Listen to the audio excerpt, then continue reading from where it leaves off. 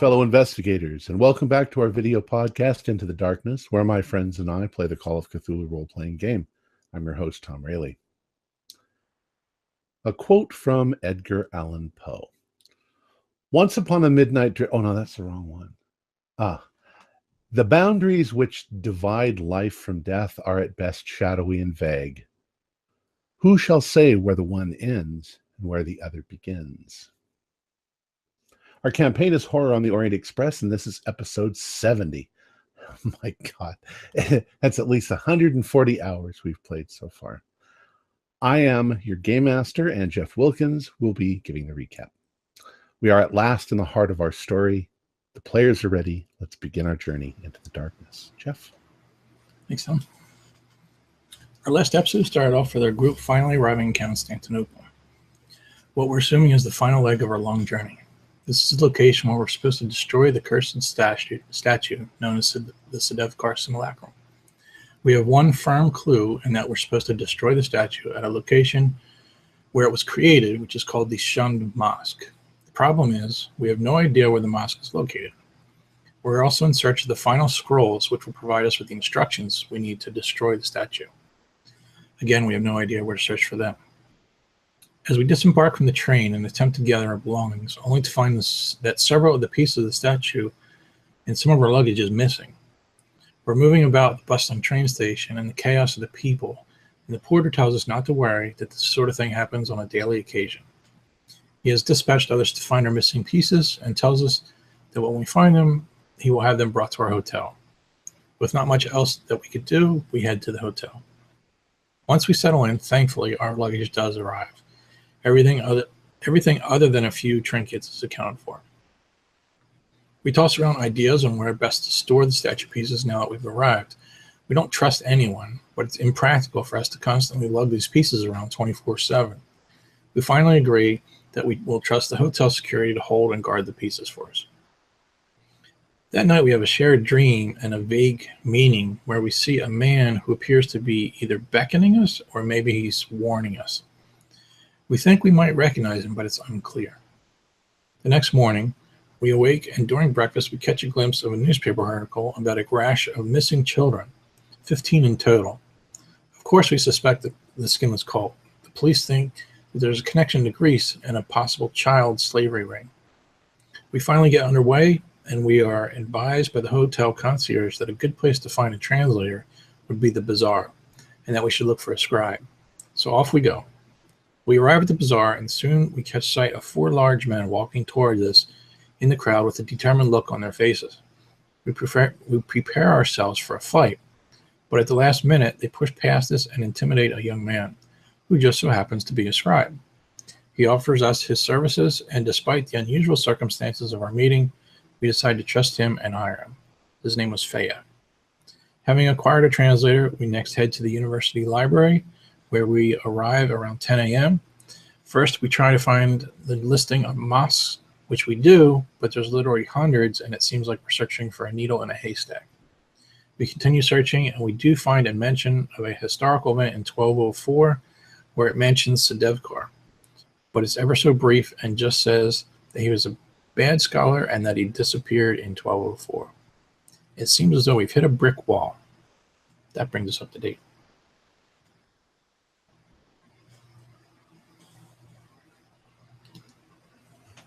So, what would you like to do next? Are you you're still at the university library? Mm-hmm. Okay. Is there anything else you want to look up, or? I had a thought, but I don't know if it's metagaming. So, Tom, you can answer this one. Dr. Keith was bringing up the idea of the Red Tower. Okay. And I went back and I looked, and you had given us a map of Constantinople for that time period. Your characters, the people in the book had the map. You don't actually have the map. Okay. All right. That's what I was wondering. Because on that, it showed us where the location was. So I didn't know if that was in the book or if that was... Okay. Right. No, it wasn't in the book. I had a thought. I'm not sure whether the university library would really be the right place for this, but my thought was, and I may be wrong, but correct me if I am wrong, but the shunned mosque. If we're operating on the idea that the shunned mosque is a cult center, Right. then perhaps if we looked at newspaper records for the locations of these child abductions, or even possibly if there were any sort of potentially unusual ritual murders or skinnings or something like that, they might be centered in general of the mosque. They might Like, not. It might be all over. so you'd want to research where the children were abducted from? Yes, I'd like to see if there's anything. See if it's in any specific areas of the city.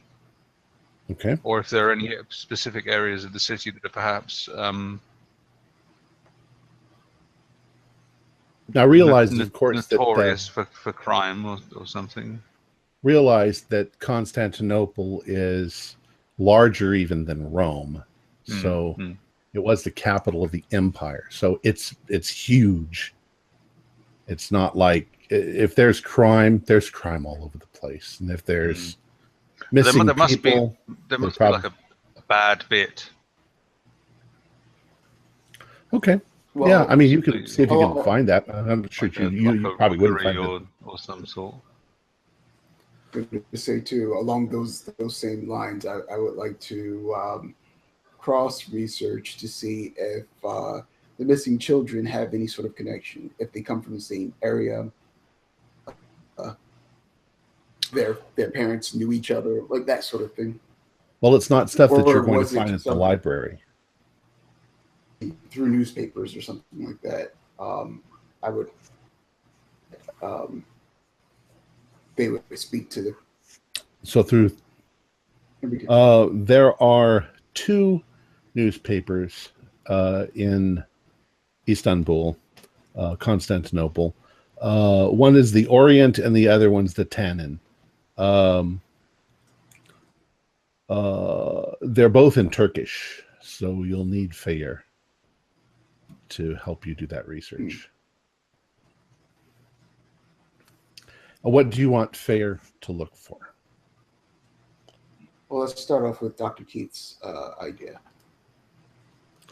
Areas of crime. Specifically the child abductions. I think we could do the child abductions as part of this, just sort of the locations of the child abductions, but also anything like sort of skinnings or ritual murders or unusual murders. Really is what we're looking for. If I was going to sum it up in one phrase, unusual murders would be the phrase I would choose. Okay. Go ahead and do a library roll, Dr. Keith.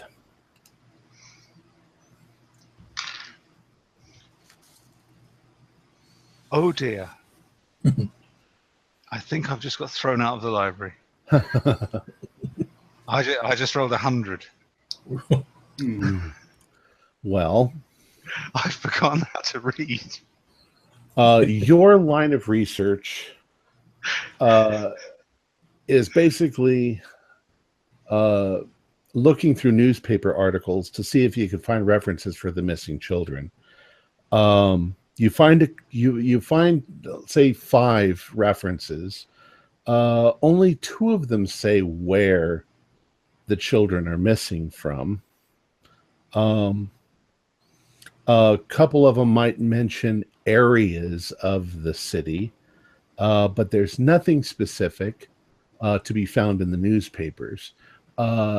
Just in general, it seems like they're coming from all over the place. And the strongest speculation is that it's probably slavers. Slavers are grabbing the kids and abducting them and turning them into slaves and selling them somewhere. Okay. Slavery still exists in this part of the world. So to be clear, the children are missing. They're not. Their bodies haven't been found. They're not murdered. They're just missing. Correct. Right. Which is why it's probably, it would say murder if they found dead bodies. They're not finding anybody. So. Okay. And it's not, I'd have to say it's not just children that you're finding too. The people go missing in big, gigantic cities like this. It's probably only because that these are children and there's been 15 of them that the newspapers have even bothered to say anything. Fayer says it's also possible that these are the 15 that the parents actually said something to the police. You have to understand, in Constantinople right now, there is a lot of animosity towards the British, and a lot of the poorer Turkish people don't trust the British, so they wouldn't even go to the police, even though their children were missing. You know, so there may be even more children missing than that. Who can say? And Fayer's attitude towards the whole thing is, it's a big city. I mean, it's horrible, but it's not really that unusual. That's his opinion. Okay. Dr. Dawkins, what was your line of research? I mean, pretty much you covered it. I was going to see if there was connections like with the children, but areas of crime, they're all over the place. Any you're going to have wealthier areas, and then you're going to have poorer areas, and wealthier areas and poorer areas, and you're all over the place. And there's places that you definitely don't want to be at night. Children from wealthy families that went missing. Probably well, there's nothing really said. Obviously, the one that you found, Vladek Mayval, his father owns a tea house, and so he's a merchant. He's probably got some money, but nobody's asked for money. Okay. Nobody's ransomed the children.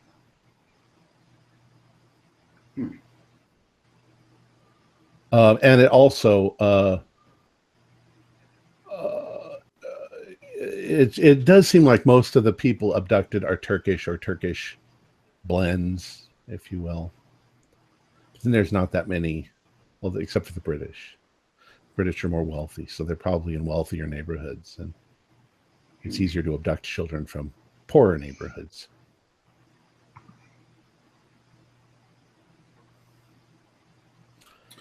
Another thought I had was that I was going through some of the stuff in the Tilius Corvus.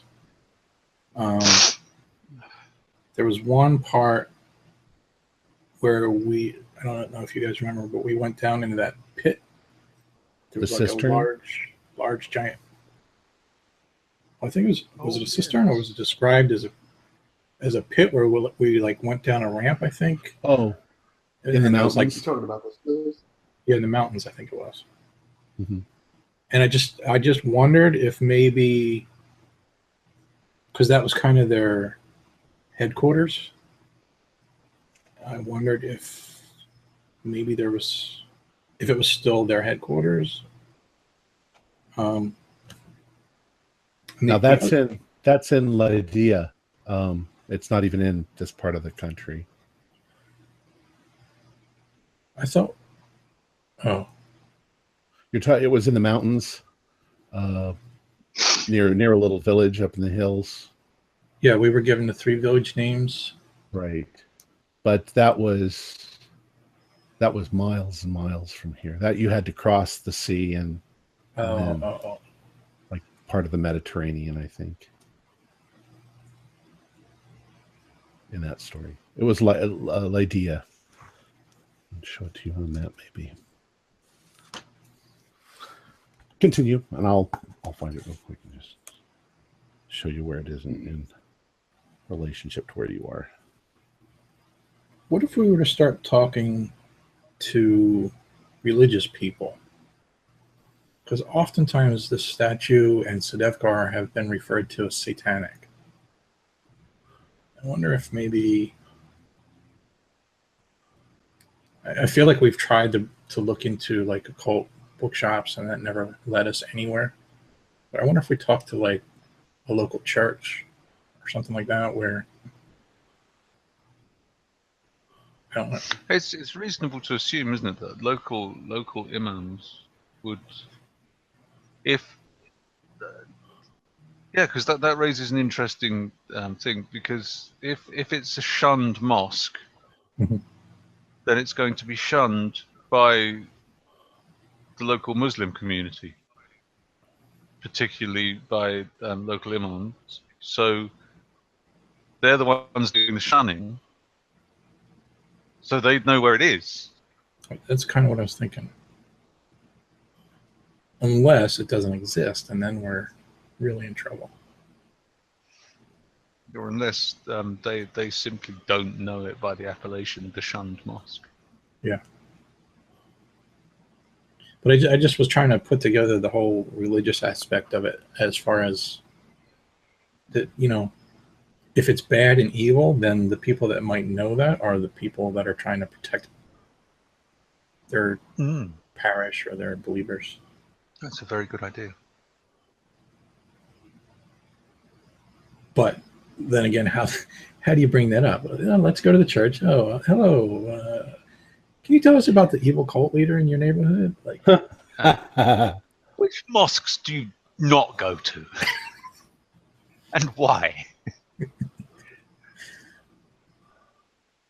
don't know how to breach that. Just stick with the idea of, you know, we're doing historical research.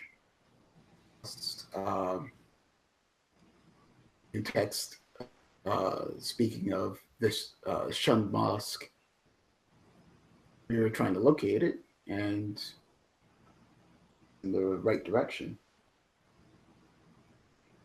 That's a good idea. We do have some knowledge, so we could probably fake that pretty well.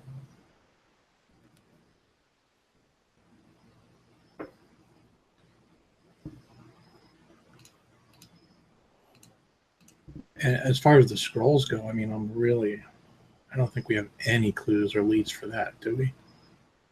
No. Because like the other one we found, did we find it in the Dreamlands, or was it? Found it. You found that in the Dreamlands created by that was Duc de Zissant in Lausanne. Okay. Yeah. If that's... See Istanbul there? Okay. Straight across from it, over here. Oops. Over here. Mhm. That is part of... It's hard to do this way. Hold on. So now Istanbul is just this little dot right there. This whole country over here, that's Lydia. So somewhere way up in the mountains, but Istanbul is now just this little dot. So Okay. It's another whole part of the country Okay. across the Bosporus. Is it the Bosporus? It's the Bosporus Strait. I'm not sure. Anyways, it's another whole country.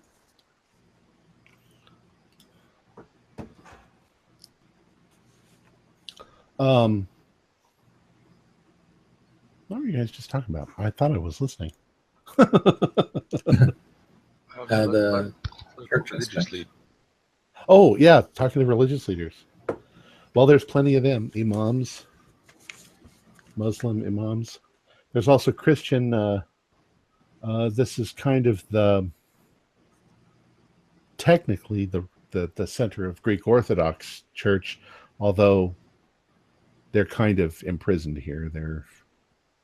The patriarch has church, but I think he's here. He might be out of the country at this point because it's too dangerous to be here.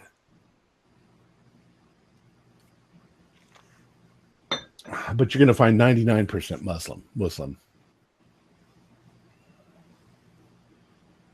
Tiny little handful of Christians. We found the reference to Sedefkar in 1204.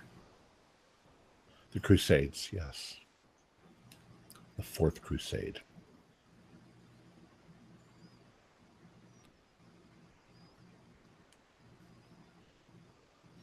Is there anything further on that we were given, or no?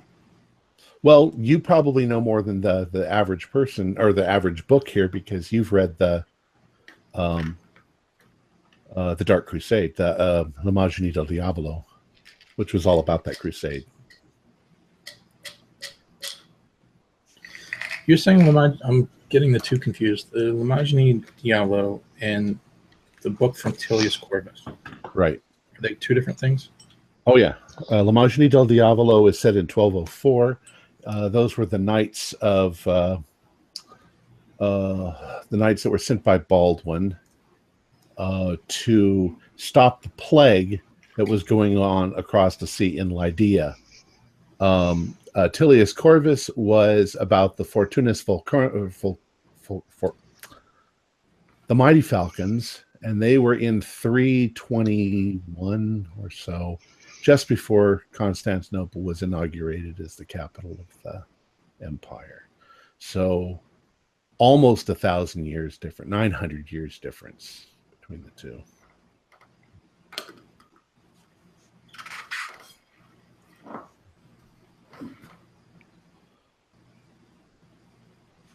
Let me think. There are other places. Constantinople is a huge historical place. There's museums and there's collections and there's all sorts of things all over the city. Art museums and history museums. And why don't we take a look in a museum? When we head there, we might stumble across the scrolls. Thayer also says that sometimes the best place to find information about things that you're looking for is the market. Just asking around, you hear, any place that's dangerous. How much precisely are we telling Thayer? Well, you tell me. He's been having to help you read some of this stuff. You have told him what you were looking for in the newspapers. Mm. Right. Though he doesn't you haven't said anything about the Sedefkar simulacrum. I don't think we should. Until we know that we can trust him, I think we should be very, very cagey with this joke. I think we should trust him at all. No, I'm sort of tempted to agree with you there. I think it's a bit weird that we were looking for a scribe, and then suddenly there was this altercation that just sort of steered us towards a particular scribe at the right moment. That still seems a bit odd to me. For the most part, Fayar's demeanor is he's not friendly, he's not unfriendly, he's professional, and he doesn't offer his advice. Basically, he just stands there and waits for you to need him to do something. And but he's also not distracted. You're paying him. He is listening. In case you need his services. Yeah, I just think we should be very cautious with him. Should we use the same sort of cover story that we're telling a book or something like that? Yes, yeah. I'm at least two of us are academics, so we have that. Perfectly reasonable for academics. I mean, I'm a historian. Perfectly reasonable that I should be interested in the history of the region. It's probably the only trip to Constantinople I'll ever make. Determined to get the most out of it. Might be able to write a paper.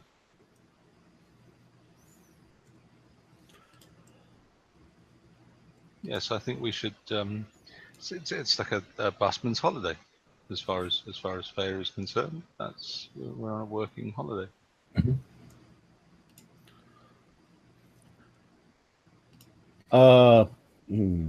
There may be more information in your notes that you have forgotten.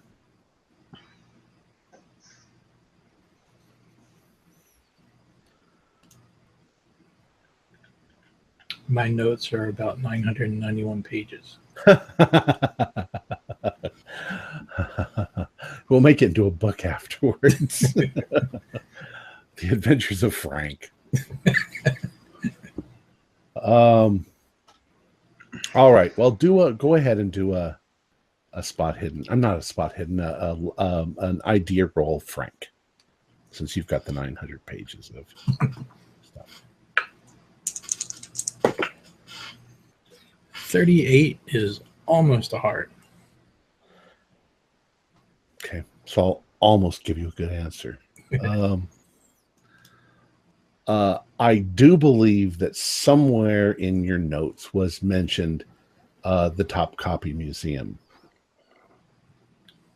which was originally part of the palace of the Sultan. It is, I think Thomas mentioned it last time. It is a museum, a harem, a library, a place of learning. It's probably mentioned in your book as well. Yes, it is. I just found it.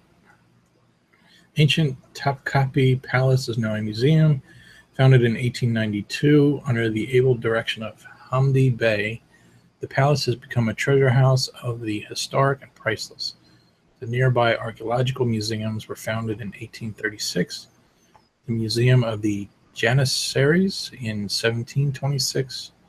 Part mosque, part palace, part treasure house, part place of learning. The museum is a wonder of Constantinople and a fitting conclusion of a European tour. For those of you who don't know, Janissaries were Christian men who were captured by the Turks and then made into basically like palace guards. They wore tall hats.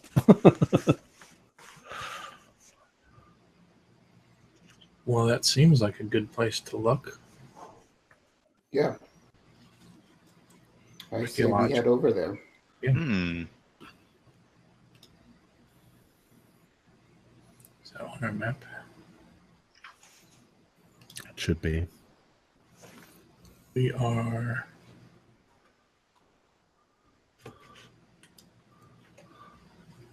the University Library number 2. Top copy is number 6. Oh yeah. Oh yeah, it's huge. Get my travel guide. It's also near the Hagia Sophia.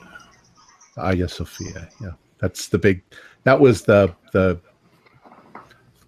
center of Greek Orthodox Christianity, where the Patriarch of Constantinople was. The Imperial Church. It's the largest church in the world. But it's been turned into a mosque. Now it's just a museum. So, is that where you guys are going to head? Yeah. From where you are, you're at the university. Yeah. It's across town, but you can't miss it. Let's say that you guys have spent a good 4 hours at the university trying to do your research. And so let's say it's noon. Do you want to get anything to eat before you go to the museum? Oh, I should say so. Starving. Yeah. All right. So along the way, you end up at a little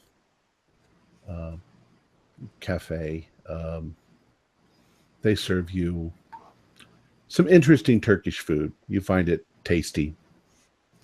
Lots of tasty meats and things like that. Do a listen roll.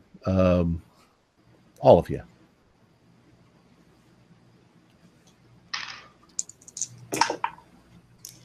Nope. Fail. Fail. 55 out of 45. So y'all failed. You don't hear anything other than just people chit-chatting. All right, so you move on. You get to the Topkapi Museum. And let me show that to you.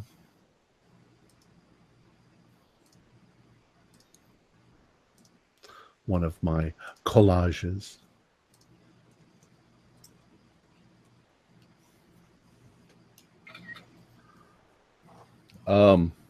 It's huge. You could spend a couple of days here.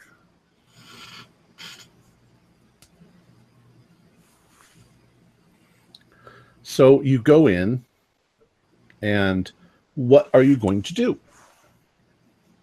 There are books and scrolls and tons of stuff, pictures and paintings and just tons and tons and tons and tons of stuff. You might as well be in the British Museum.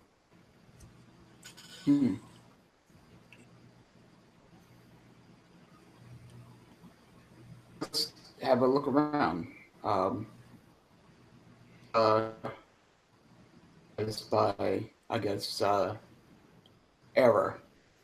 So we're looking for the Crusades era, 13th century. It's not. It's perhaps categorized more as topic matter. Old books, old pictures, statuary, carvings, mathematical formulas, things that were in the harem, things that were in the palace. I believe actually it's also home to the famous emerald-encrusted dagger of Sultan Mahmud I. Yeah, that's there. I wonder if we could engage some sort of Swiss criminal mastermind to help us steal it.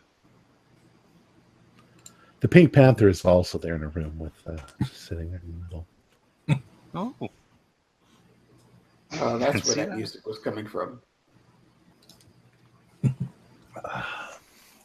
So you're at the museum looking around.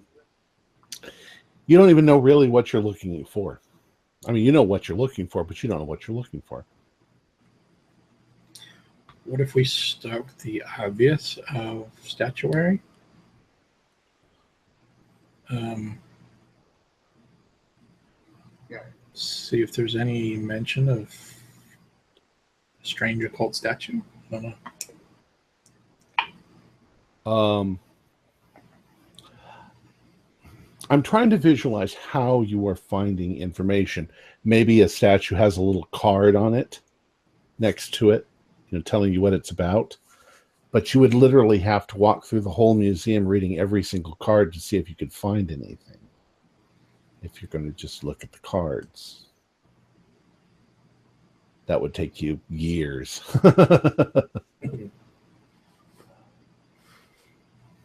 Is there a section for the late Crusades, the Fourth Crusade? It doesn't seem to be categorized that way. There's definitely things from that period, things from even earlier Byzantine periods, but it's like they'll pick something, things from churches, and then there'll be a whole bunch of different things, and there doesn't really seem to be a catalog. I'm sure there's a catalog, but that's part of the museum's filing.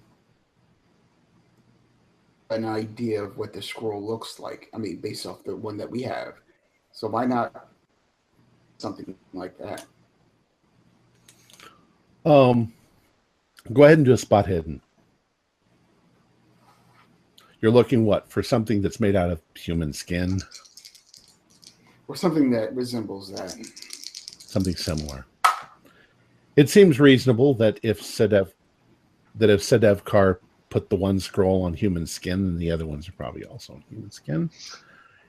You don't see anything like that. You do see parchment. You do see things that are on lamb skin or goat skin, but they're quite a different texture. You don't see anything on that really resembles the scroll of the head.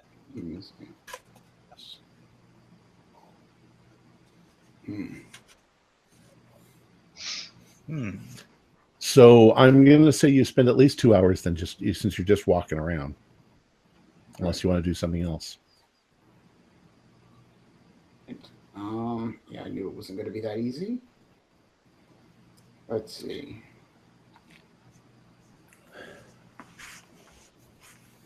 The last mention, the clue we just found in the library, the last mention of Sedevkar is in 1204.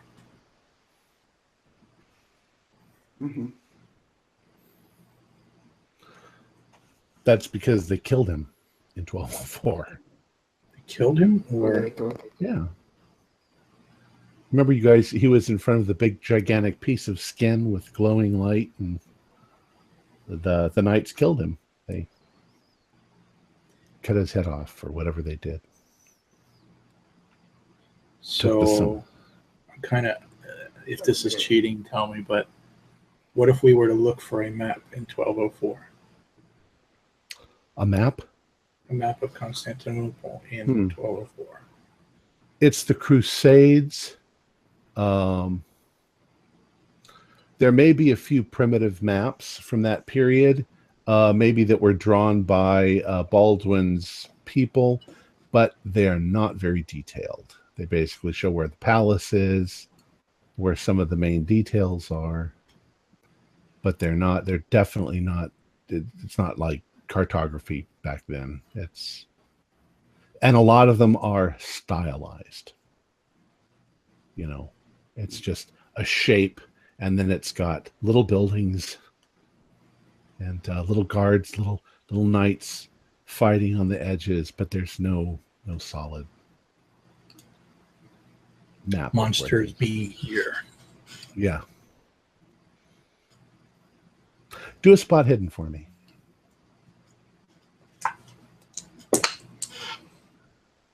$41 is a pass.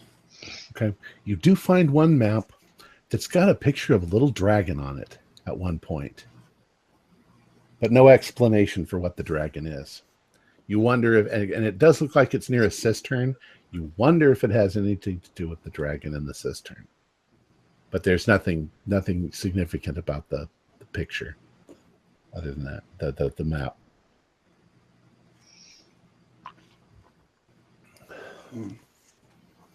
Is that location marked? Like, is that in Constantinople then, right? Yeah, somewhere. I mean, it's just on the map. It just seems like it might be significant to you, but I just threw it in because it's kind of cool. GM gave away something there. No, there's it's just it's a red herring. Where is it? I didn't think it up until just now. But yeah, you don't find anything significant that way. There's no map that you could follow. Is there an occult section? No, not really. Since the predominance here is Muslim, you kind of reject all that stuff. There is a lot of mathematical stuff because they're very proud of the fact that their history has a lot of algebra and stuff like that was practically invented by them. The alphabet was invented by them.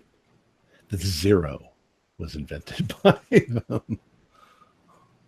Oh, so if we go back in time and murdered a person who came, algebra can save a lot of people a lot of headaches in the future. Yeah, but when you get to the future, our computers would be really clunky. It would be.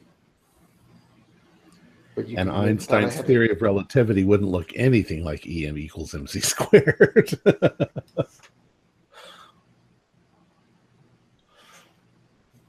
So, what you gonna do? You're finding it very frustrating. There's lots of things, but you could spend a week in here looking, and still maybe miss something that's in a case or.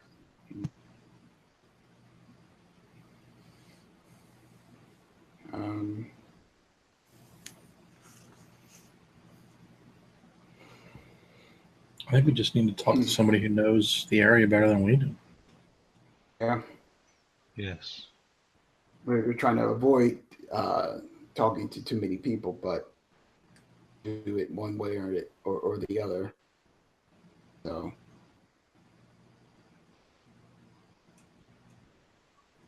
On our guard once we start talking to other people. Mm-hmm. All right, so could we search for like maybe at the museum? Someone who might better. I'm sorry, what are you searching for? Like a staff member. There's guards standing around. Guards in museums can usually tell you things about what's.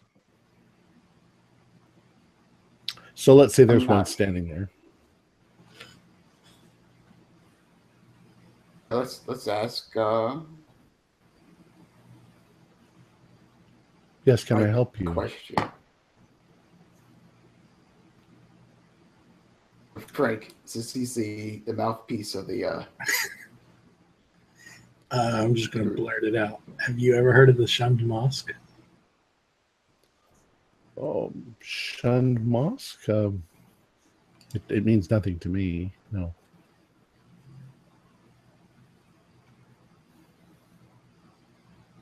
We have an interest in the occult.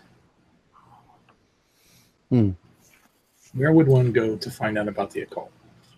Well, I really have no idea. You can go to hell. Occult. You mean like pagan religions? Yeah. We're doing research for a book. I'm a photographer. I'm looking to take pictures of locations within Constantinople. That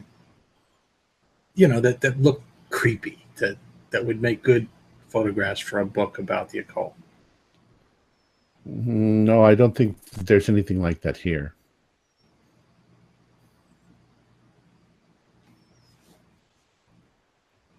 And he's looking at you kind of odd. Like, yeah, I can understand that. What are you trying to say, that our city is weird? No, but there's how they have tales of in haunted areas. We're writing a book so that prove a lot of this stuff that people more or less. Do a psychology roll. Psychology, really? Mm-hmm. Can I do it? Sure. You can all do it if you want. I got a 31, and that's a fail. Okay. 28 is a pass. These people. All right, Frank, you're looking at the guy, and you're looking at Dr. Dawkins, and you realize that every time Dr. Dawkins opens up his mouth and says something, that this guard is looking at him like, I'm a Turk. This is my country. I love my country. Who are you? You're some American, British, or some white person who's trying to find some weird things or insulting things about my city. And he looks like he's getting insulted by the very notion that there's anything un-Muslim or un-Turkish in his city. He looks like he's just going to walk away in a second.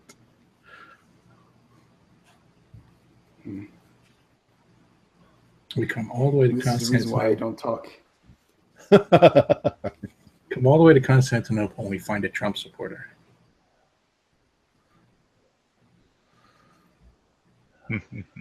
Who's this Trump you speak of? Sorry. I say don't use language like that. That's the English word for blowing off. And anyways, Yes. if he kind of wants to get away from you, so he's like, "Excuse me, I have to assist other people," and Okay. he walks away. But he glances back at you like, "Who the fuck are you?" Well, that didn't work. Charming. I'm telling you, this is the reason why I do not try to converse with people. I'm so bad at it.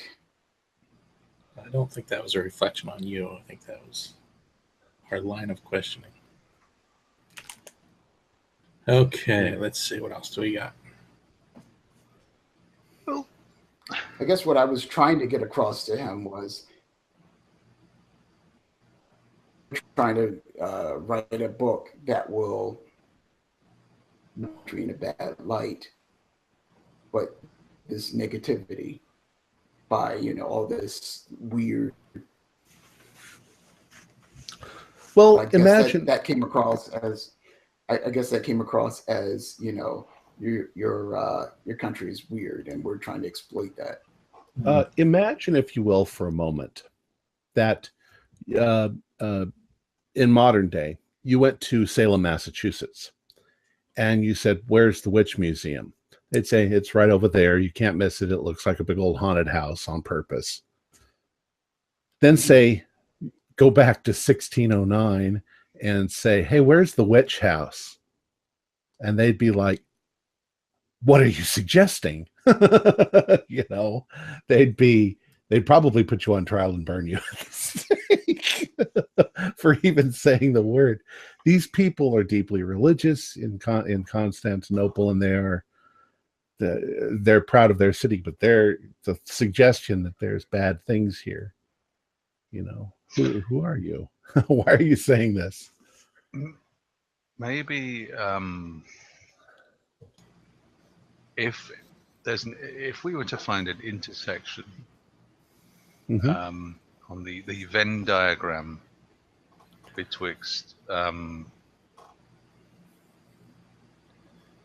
Islamic religious leaders and people used to dealing with tourists, I would say that those two circles would overlap at the Blue Mosque.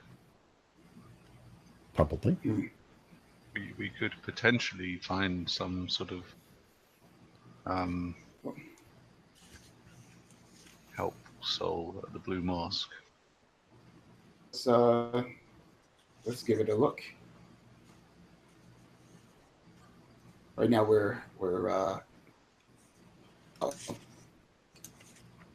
with our current search here. So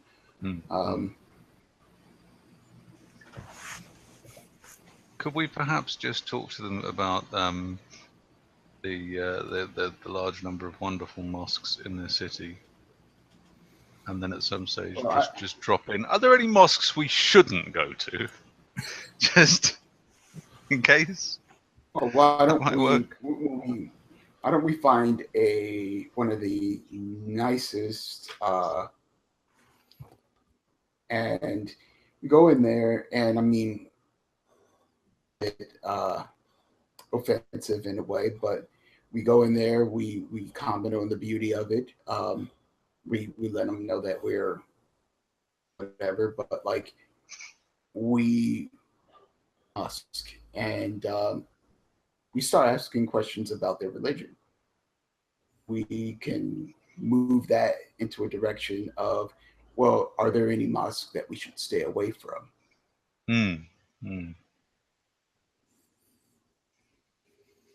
Perhaps we can get our information that way. Yes, because the only other alternative is that we visit all the mosques in Istanbul one by one. Which would take us how many years? Yeah, which is going to be a very, very long time spent in Constantinople. Now, may be wrong, but with very few exceptions, I don't even think you can get into a mosque unless you're Muslim. Places like the Blue Mosque and Hagia Sophia and places like that, they probably have tours. Oh no, they're usually very contemporary mosques. They're usually very forthcoming. You ask if you can have a look round, and as long as there's not a religious prayer going on, they're usually quite happy to invite you in. Hospitality is a and I apologize to any Muslims who may be watching. I know very little about Islam. I think you pray a number of times during the day. Yeah, something that we haven't really talked about, but there's minarets on the churches, on the mosques. That there's somebody up there when it comes for that hour of prayer, you're going to hear them call out. That sound is going to be quite common in this city that you're going to hear. Well, what would you like to do? If you want to do that, that's... Well, if we go to... think about it. If we go to the Blue Mosque, which is the most famous ones, we can ask our questions there. Sure. It's huge. It's beautiful. It's spectacular. Exactly. It's exactly what we're looking for. Okay. I don't have pictures of it, but feel free to look up Blue Mosque on the internet. It's beautiful. All right. And I'm not sure where it is. I'm not sure if it's on our map or not. It's a little bit south, about a half mile south. Okay. So you probably can see it. It's a big, gigantic mosque. So you're going to leave the museum. You head to the mosque, and there are helpful people. We'll just make it easy. There's helpful people if you want to ask questions. If you'd like to talk to the imam, who's the religious expert, he can tell you all about the Muslim religion. So, Frank, who would you want? Or Dr. Let's let Dr. Keith do it, because I put my... I also don't know. I'm not sure what the protocol is for a woman in the mosque. Oh, right. If there's a place that she can go and can't go. Very probably. So we'll assume that you're in a proper place. Okay. And remember, we should take our shoes off before we go. Right. All of the protocols that are obvious, you're following. And there's no prayer service going on at the moment. So. Okay. Are you talking to, let's say, one of the tour people, or are you talking to an imam, or who are you talking to? Well, I think that's limited by. Oh, sorry. Hang on. I'm not doing it. I'm in the women's. No, you're all together. Oh, we're all together. Oh, right. Yeah. Okay. We'll go for the imam if he's available. Okay. He's always available. So, yes, my children, what can I do for you? What can I answer for you? Frank? Yes, the one with the big beard. I thought it was Dr. Keith. Yeah, well, she does have a big beard, but I beg your pardon. Her beard is dead now. His name was Rupert. Oh, That's still look at her.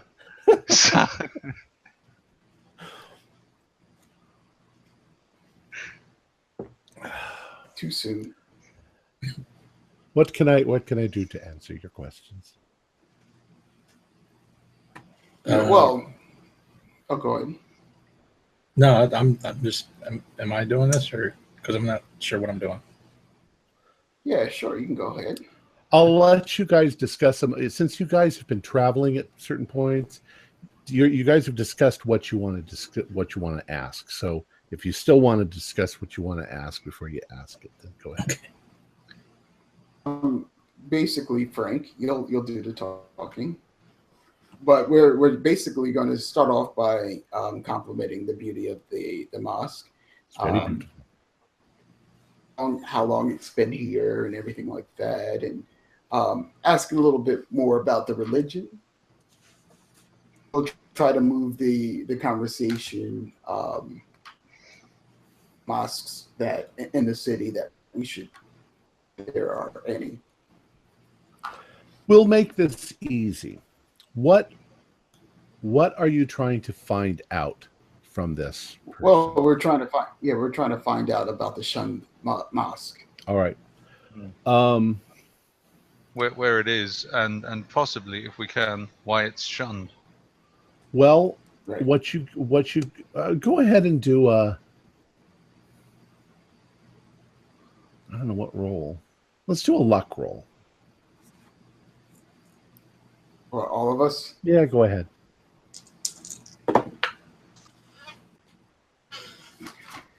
Fail. Oh, pass. Only just. Well, basically, what he explains to you is the nature of things. You've got a city that is 1,700 years old. You've got churches that were converted into mosques. You've got mosques that were built since then. Hundreds of them. It's more a question of popularity. People go to mosques that are popular because they're beautiful or whatever. If the neighborhood starts to go downhill, which many neighborhoods in the past 1,600 years have gone downhill, come back again, gone downhill again, whatever, people don't want to go to those mosques because they're in a dangerous neighborhood and the mosque falls into disrepair. Eventually, if the neighborhood comes back, the mosque comes back. But there's no way of telling. They're all, and of course, some of these mosques are really old. They fall apart.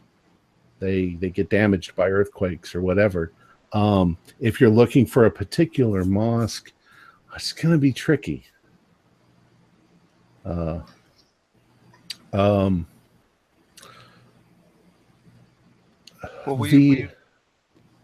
Go ahead. We were told. We were told by an acquaintance that there was a particular, a very obscure mosque that we should look at. He said it was architecturally very unusual, which makes me we didn't get too much information about it, but I'm assuming that means it's one of the older mosques. But he didn't know the correct name for it. All he knew was that it was referred to as the shunned mosque. I've never heard of any mosque that's called that. I'll ask. He says, you know. Yeah, I was going to ask. Oh, sorry. Oh, go ahead.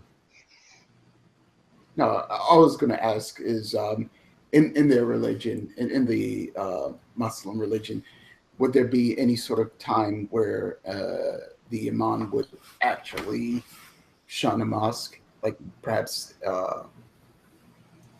I try to compare it to like maybe how a Catholic would shun a particular cathedral. No, there's nothing like that. And he just sort of reiterates that it's like popularity. People go to mosques that they think are beautiful and that they feel safe in, and they end up not going to the ones that. And of course, it's like a snowball effect. Once you stop going to that mosque, other people stop going to the mosque, and eventually nobody goes to that mosque. And then there's no point in anybody going to that mosque like an imam, so the imam goes to some other mosque where the people are, and it's not quite like in the Christian faith where a priest will get assigned to that church, and that's their church, and that's where they're supposed to be, regardless of whether people go there or not. It's not the same with the Muslims. If there's no people going there, then there's no point in going there. And they're not going to tear it down. They'll just not go there anymore. It's just a building. It's still a mosque, and eventually, like he says, it could come back if it got popular again. But he said there's probably a lot of those out there. There's 400 mosques. They're not all used. He says, if you're looking for information on unusual places in the city, I've heard tell that there is a man. You can sometimes find him in the bazaar. His name is Balab, and he has his fingers in a lot of things going on in the city, and he knows a lot of things that are going on. And if you need information, he's the man who can find information for you. I don't know where he is, but that might help. What's his name? Our translator, is he with us? Yeah. Yes. I would turn to him and I would ask him, is he familiar with this man? He says not personally, but I've heard that this Baleb fellow, people have, he's mostly a bit of an underworld person, but he knows he's an information salesman. But I see. His common sort of, people call him the man who perspires a lot. Which really, is that really what they call him? They call him Sweaty Baleb. They call him Balab Turliadam, the man who sweats. Oh. And he's often at the bathhouses. Okay. But how you find him or whatever, he has no idea. Okay.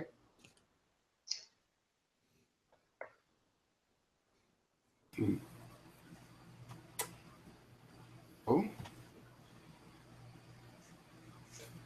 So the imam, if you're done. Yeah, and I thank him for taking his time with us and on the mosque, and tell him how fascinating, and I'll sort of talk with you guys on the side, saying, sort of loud enough for him to hear, wow, that's interesting how, the Catholic religion and this religion differ in so many ways, and based off of our conversation, and because we were basically going with the story that historians are doing research, so right. All right. So by now it's probably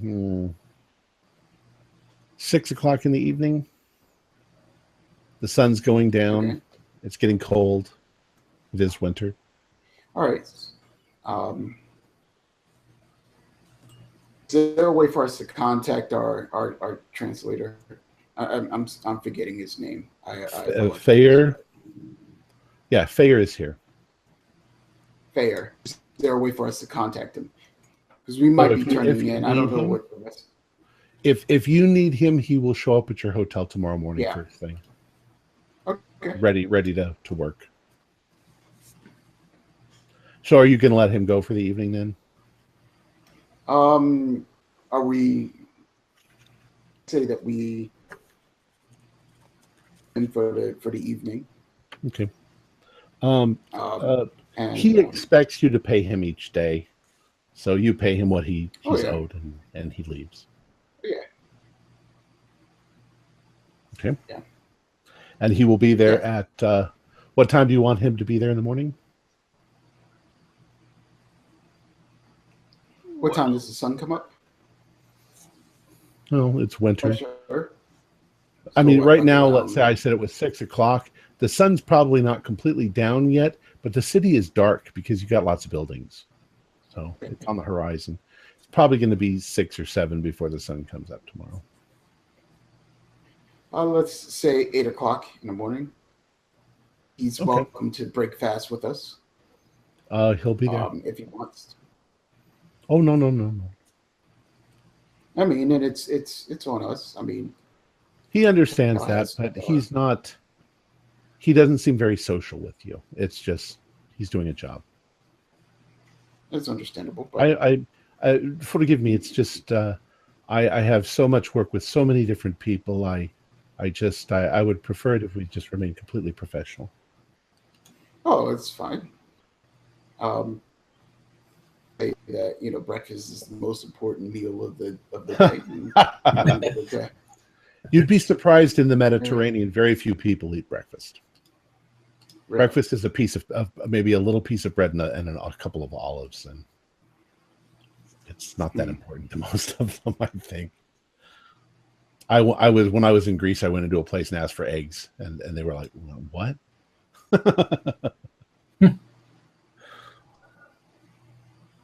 Nobody eats that. All right. All right. So you guys have left the Blue Mosque. Fayer has gone home. What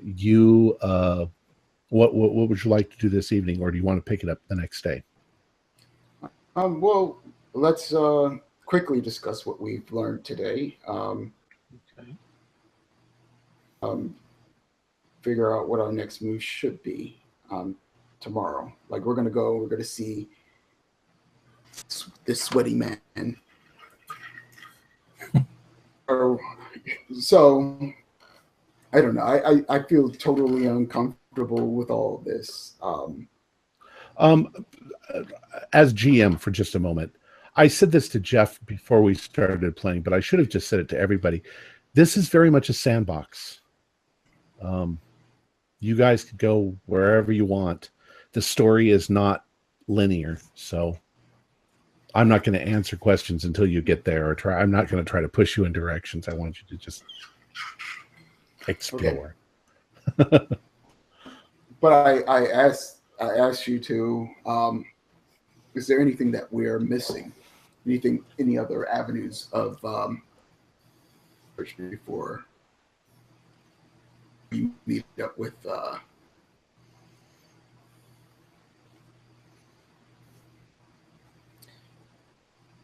I was sitting here thinking today, modern world, how would I go about finding out more about joining a cult or Google. Satanism? How would I find out about Well, Satanism? you walk past their shop, you agree to take a personality test, and then you give them somewhere in the region of $250,000. I think that's the If you're accepted looking for method. Satanism, well, if you're looking for Satanism, you just visit your local Hot Topic. Yeah, right. Out there, and they'll point you in the right direction. That's actually kind of what I was thinking. Like, I'm wondering, like, the first thing that popped into my mind was heavy metal bands. So I'm wondering. It's a shame that nobody plays heavy metal. I right believe. now. I'm guessing from little bits that I know. I think that their version in Muslim of Satan is Iblis,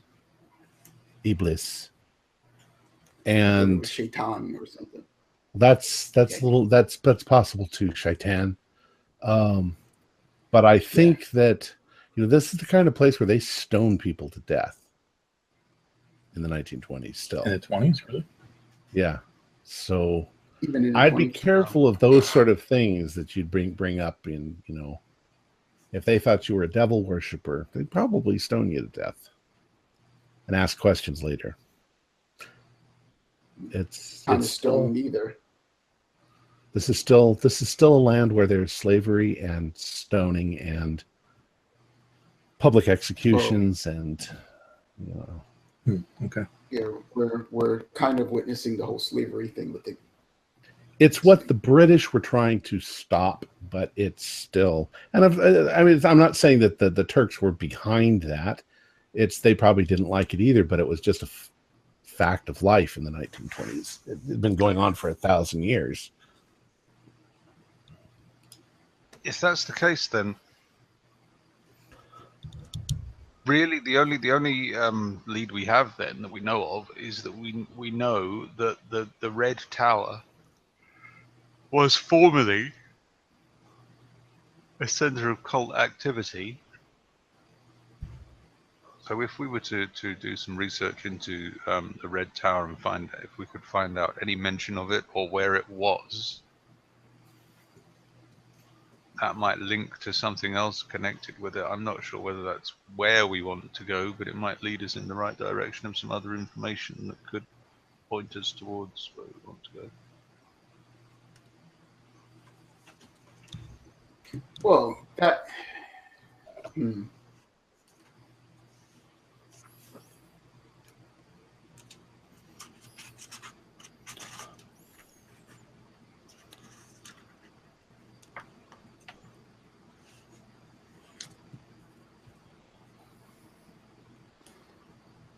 Frank, you're the one who has all the notes.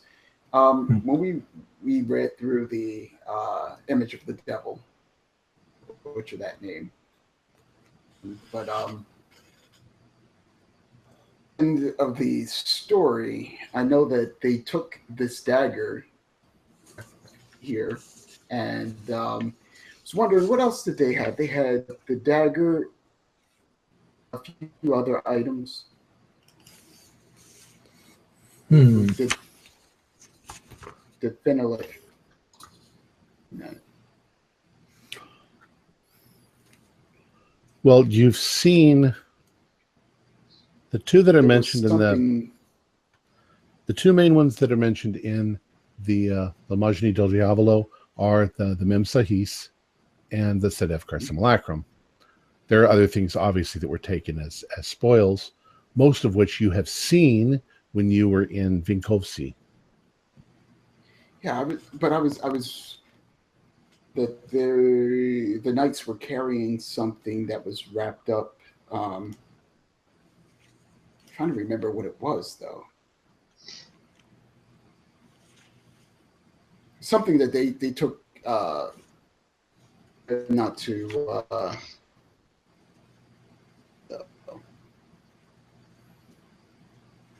I don't remember.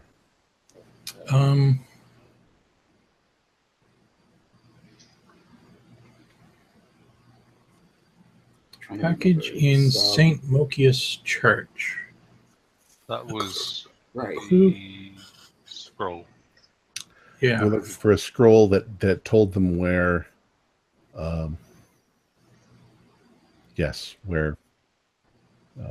He will come by the bloody tower at behest of supplicant. City will run red with fire and blood.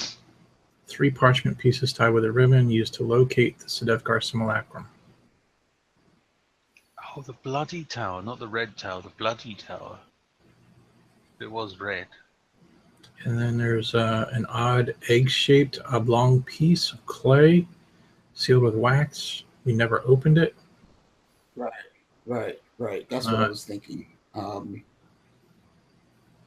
And I put a note in here saying that after the game, Tom told us that it was a smart decision because something really bad would have happened. Right. Boy, was that meta or what?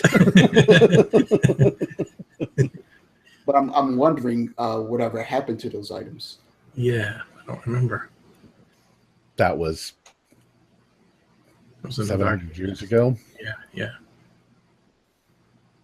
They were not entrusted with the Knights of the Shield. Right. Yeah. That's what I was thinking. What if we were to look into the Knights of the Shield to see if there's any other references? to them. Hmm. Yeah, it is. It is Constantinople after all, isn't it? Yeah. Yeah. Perhaps they had some sort of headquarters where they kept certain items.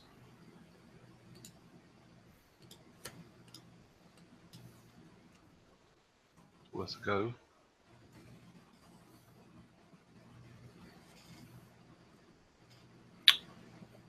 The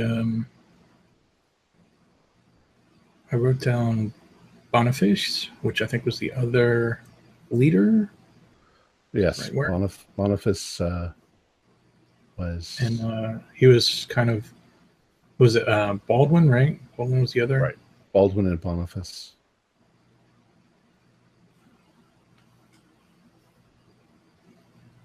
They were together.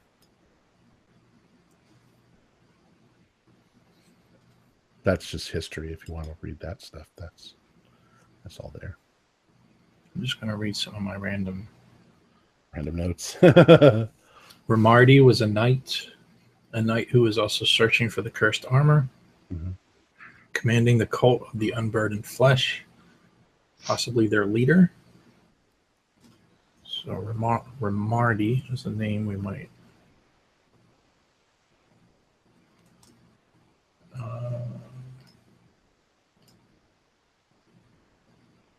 Knights of the Noble Shield. Merivak. Yeah, Merrimack, which we know now is Fenwick, right?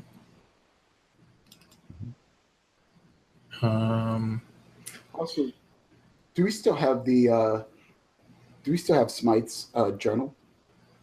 Yes. Uh, You also still what have about La the- Magie all right. del Diavolo, or did you give that to the guy in Sophia? I thought we did. You might have. I think you did. Oh, or was it? Was it part of the items that No, said it was you promised? swiped La Magie del Diavolo from Venice, from the museum. Right. But Okay, so then we should still have that. then. Jordanov had mentioned it while you guys were talking, and you were like, "Well, it just so happens that we have it." He's But he like, "Oh my said, god!" yeah, but I think for him to, Which, I I mean, think he you gave may him the books that it's up to you. Gave him the books that belong to him. Oh yes, you did. You gave him Yeah. the other books. We were going to let him. Yeah, we were going to which let of him us read has it, but then currently he got that stone? The barrier of St. Gabriel. I feel like I do, but I'm not 100% certain. Okay. Do you still have that? I think I do. Okay. The one with the elder sign with the star. Yes. right. I think I took that when we were in the tomb. Okay. It was in the crate. Oh, it was in the crate that came from the tomb. Okay. That's right.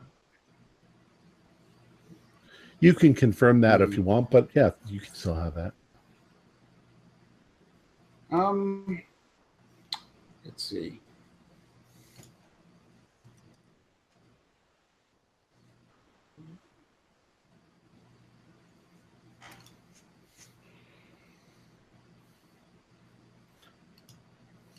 Yeah, I wanted to. The reason why I asked about the journal, Smite's journal, the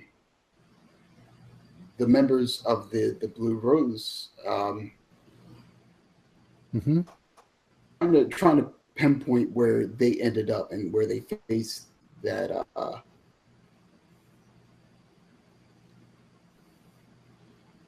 Well, Eldridge ended up disappearing out of existence, and Oh, not Eldridge, but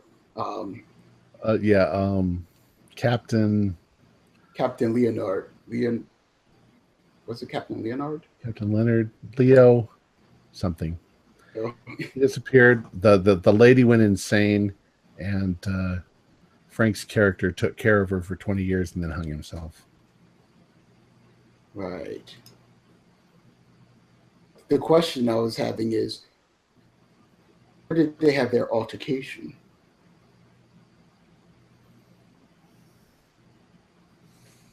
That's closer to our modern time, and if It's if a we can valid pinpoint that, then we question. might have a. It's a valid question, but I don't have the info in front of me. Let me look really quick. The Blood Red Fez. This is the first gigantic book that we started with. Let's see. No. No, that's the opera. Give me just a moment. I think this might be it.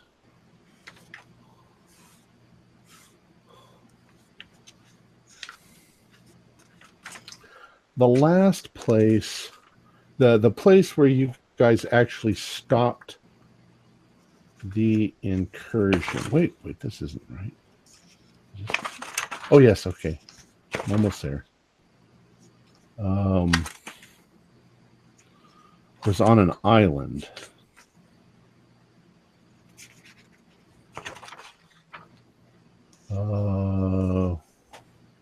It was the island of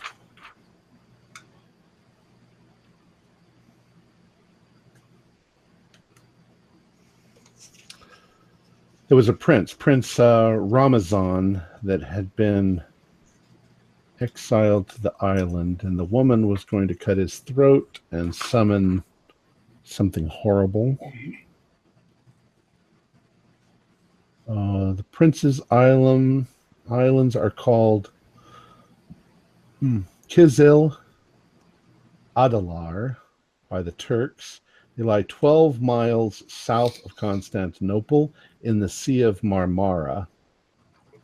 Okay. Officially, they number 9, but there is a 10th one that is southeast of the furthest one and considered forbidden. That's where that whole thing ended up, on that island. Does that answer your question? It does. So it's forbidden. What do we know about the place now? Or, well, we could do some research about it. It's still off limits. What was that? 18 what? That was 1893.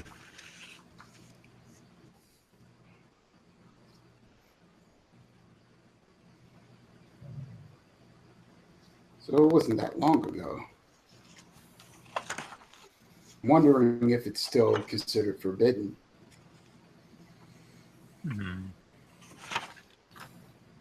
That could be a good lead. You said it was how far from Constantinople? 12 miles south. 12 miles south of Constantinople in the Sea of Marmara. And if we were looking at the map,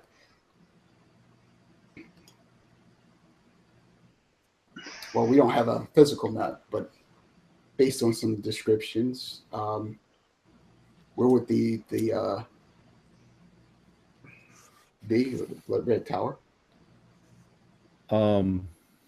Which direction, vaguely? That would have been in the north Would that be? of the city, somewhere along the edge of the Golden Horn. All right. So yeah, that's kind of out.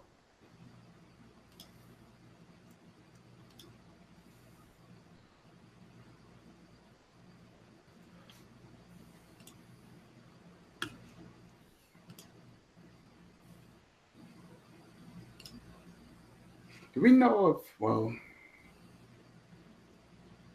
was going to ask, do we know of any disasters that happened within this area past few centuries?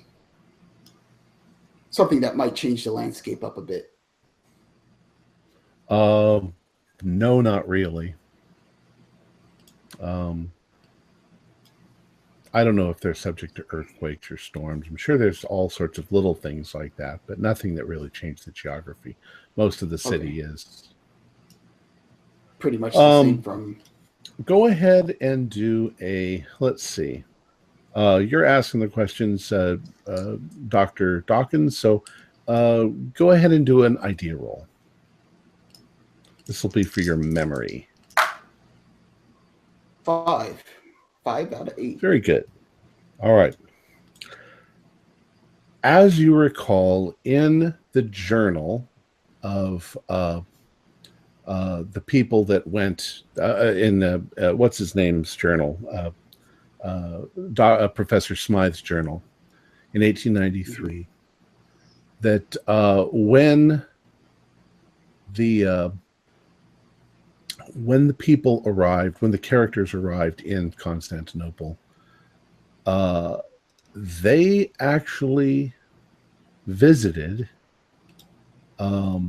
what may have been then the head of the Brotherhood of the Skin.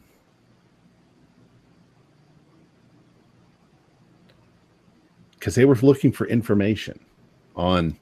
Are you talking about the?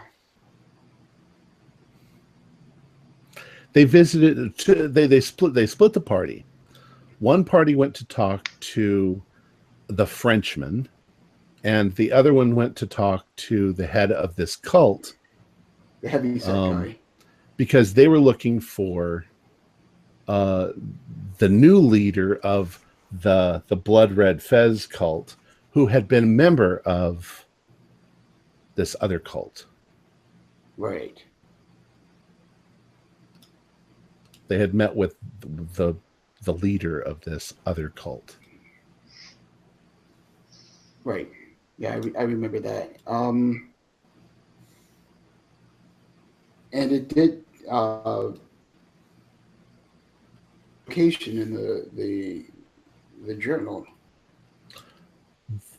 The location in the journal for the headquarters of this other cult, which I actually do believe was referred to as the Skinless Cult, was across the Golden Horn on the other side, on the Asian side, and in a place called Scutari, and it was an old fort.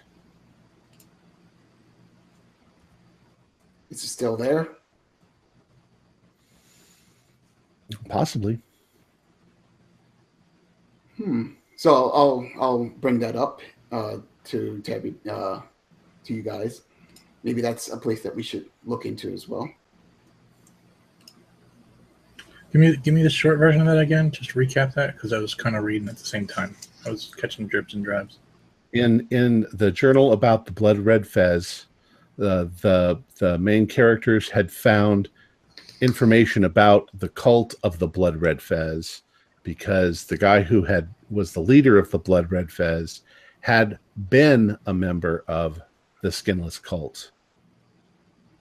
And the characters went and talked to somebody called the Frenchman, and they talked to the leader of the Skinless Cult in Scutari.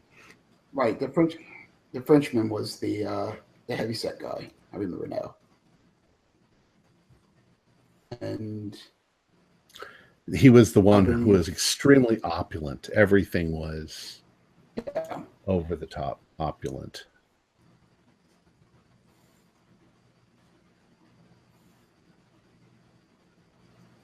And I believe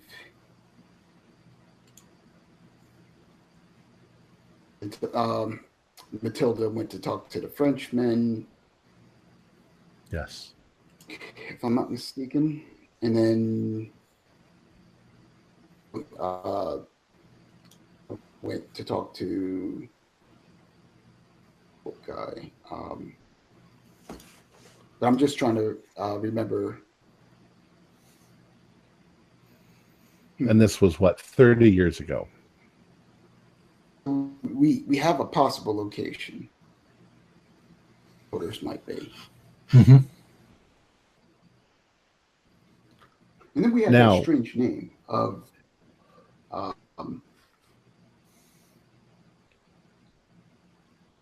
in your memory, Frank. There's just to point out that you got a really good score. There are some discrepancies here, of course. Scutari's on the other side of the Golden Horn, so it's not even in the city proper. The Red Tower was supposed to be in the city. So you're getting different locations.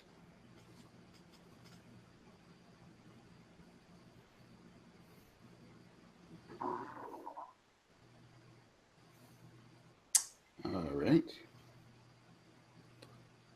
I'm sorry if this whole episode's kind of slow and boring. I mean, it has us thinking.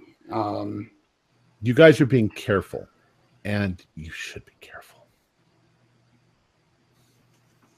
I still think the Red Tower, the Bloody Tower, is a potential lead. Which is killing me because I saw that map and I know where it is.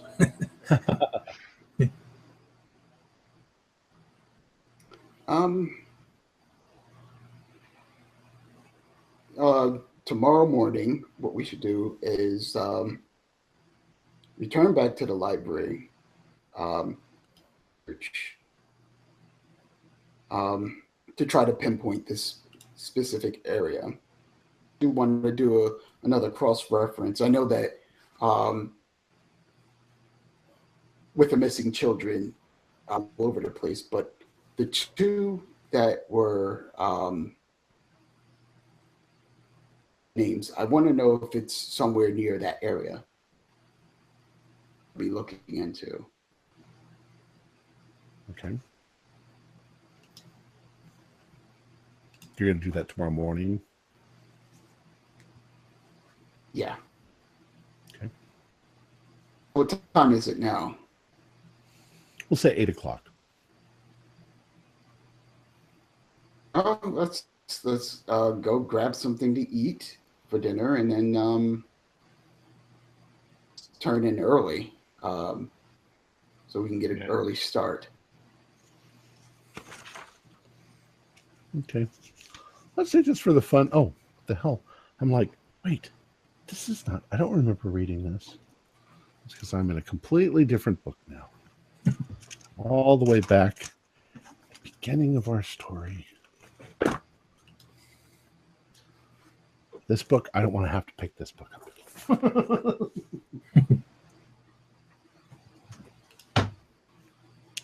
All right. So you said you're going to go out for dinner. All right.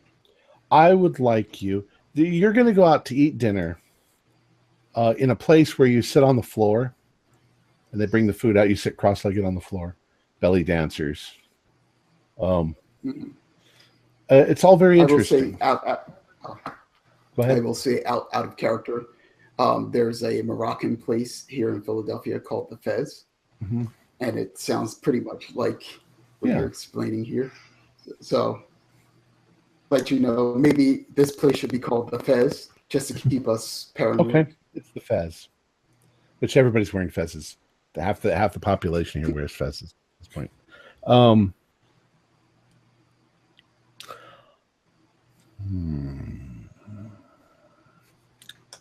second.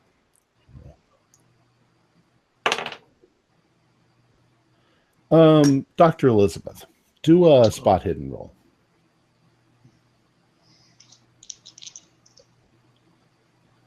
$27 out of 45. Okay. So it's a success. There are, of course, this is a big city. There's lots of people. And there's people from, at least as far as you're concerned, from all over the world. People in different kinds of costume, people in robes, people in suits, people in tuxedos. People everywhere. People who are rich, people who are poor, people who are all that. But as you are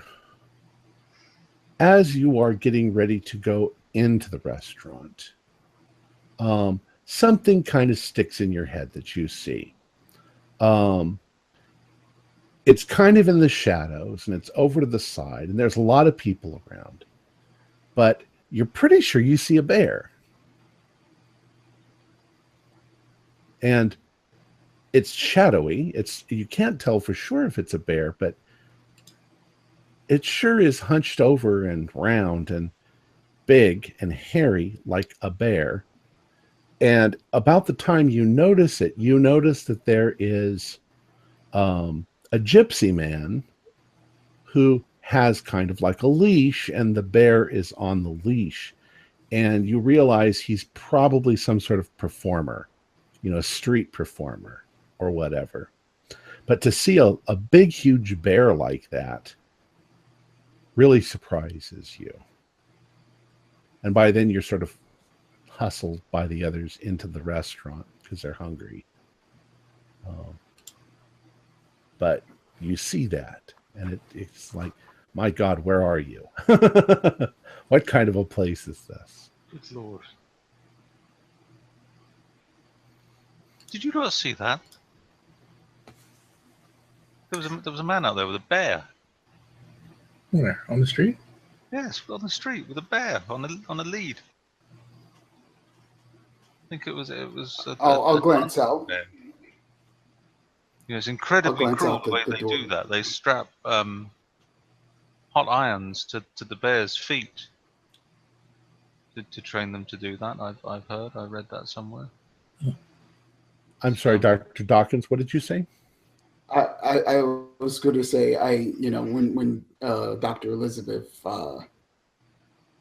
when she says that, I will give a glance out to confirm whether or not she's actually okay. A couple seconds have gone by between that incident and you sticking your head back out the door and looking. Go ahead and do a spot hidden.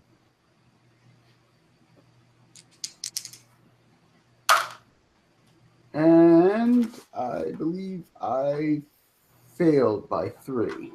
So. Okay, you don't see anything.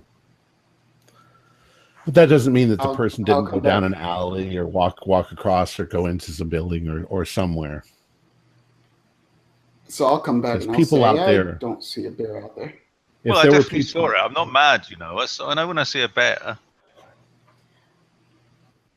Look at Frank and I say, no drinks for her this evening. Is this the same, like one of your ghost stories that you said you saw there, Dr. Keith?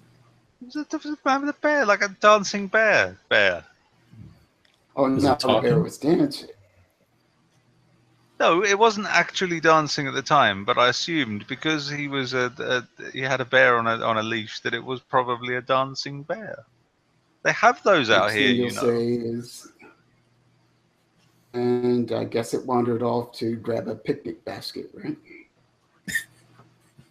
What on earth are you talking about? Hey, boo-boo. What the hell's he talking about? Have you two gone completely mad?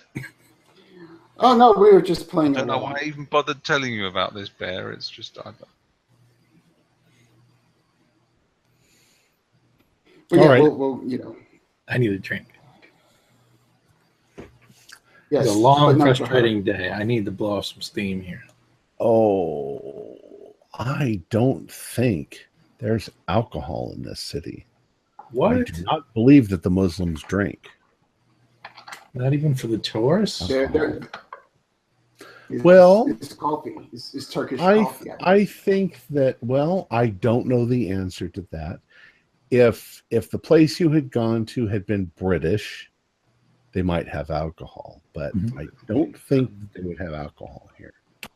Apple tea or sherbet. Apple teeny? We're drinking sherbet.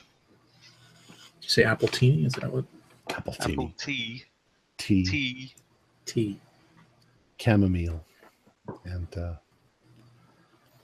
so the food's good, but there's just no access right now to alcohol. It's like being back in the United States. What's in the big hookah? Hashish, probably. Yeah, no problem with that. Did you say sheep shit? Shimsha. Oh, sheep shit. Okay. It's like, what? Ew. What's that smell? So you enjoy your meal, and I assume you go back to the hotel. Unless you want to do anything else. You know, I was thinking, what if, since we found the first scroll in the Dreamlands, what if we did get our hands on some, how did you say it? Sashimi? Shimsha. Shimsha? What if we don't... Sashimi is Fish. raw fish. So we smoked some raw fish. And what if we took a trip to the Dreamlands?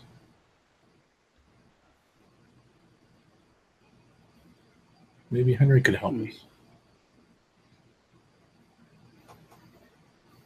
That would be. I wouldn't mind seeing Henry again. It's just a long shot. I'm grasping at straws, and I'm looking for an excuse.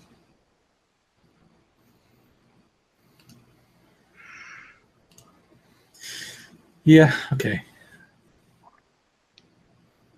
Call it an early night. Get a good. Shimsha is just tobacco flavored with molasses and different fruits. It's not psychoactive. Okay. But hashish is.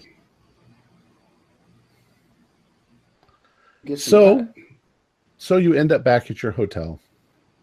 We'll assume then that you go to sleep. And that's probably a good breaking point. Well, anyways, let's go ahead and end this. Our players included Mick Swan, Jeff Wilkins, and Wayne Worthy, with myself as the keeper of the secrets. We're currently producing 4 shows a week with music and sound effects added in post-production. In order to create a richer listener experience, we provide audio-only versions of our show, free for you to download from Podbean or iTunes. Patrons of our show can now enjoy recordings of our pre- and post-game conversations when we first publish them. Some of the funniest and most interesting stuff occurs before and after the show. If you'd like to become a patron, visit our Patreon account. Just $1 or $2 a month will help us a lot. Like, share, and subscribe to our channel for updates on our latest shows, and leave us some comments. We love hearing from you. This is Tom Rayleigh inviting you to journey with us once again, together with all the members of our gaming club, into the darkness for another adventure into the universe of H.P. Lovecraft and the Call of Cthulhu role-playing game. Until next time, good luck, good gaming.